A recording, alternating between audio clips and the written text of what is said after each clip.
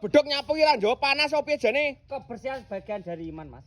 Nah, Iki wayang mbok jejer kok ngene iki. Tak jejer kita set tak paket nih, Mas. 13.500.000 oleh 7. Komplit-plit kuwi. Komplit. Nomor 1 iki meja masak.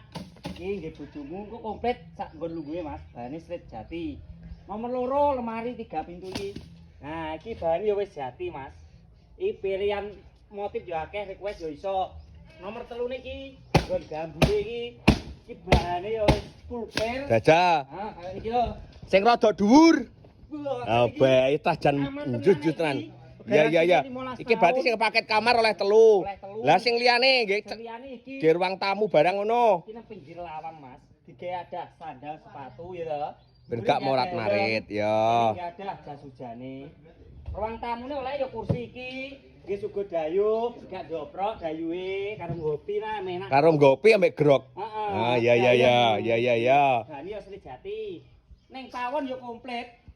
Pawon iki tak kei meja makan iki, kursine 4. Iki kayune jati pisan. Yo jati yo. Jabang bae iki berarti jati nyel hitung iki ya. Yo, sing ora jati yo iki. Nah, iki bahane aluminium kaca, Mas. Aluminium kaca. Nggone pawon jejerne karo iki. Jipuke sego ning kene, piringe ning isor kene lawe ning dhuwur. Ya njukuke piring sik ta arep mbok takur opo piye ra njukuk piring sik segone kok iso gumun aku.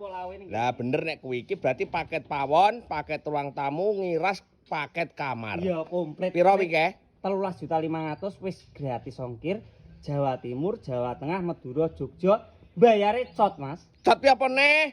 COD bayar di tempat ini. Barang teko dicek dulu baru dibayar. Ning jero. Iya. Lah nek sing mau main adadewe nek tuku utawa meling ben gak rene no carane piye? Lha nek wong kawan jelas ra iso. Ya ora njowo. Bawahe bioprofil wis enek bawani to, Mas. Oh. Betul ngene wis terhubung. Oh, berarti pesen paket isen-isen omah 13.500.000 oleh 7. oleh 7. Jabang baik iya.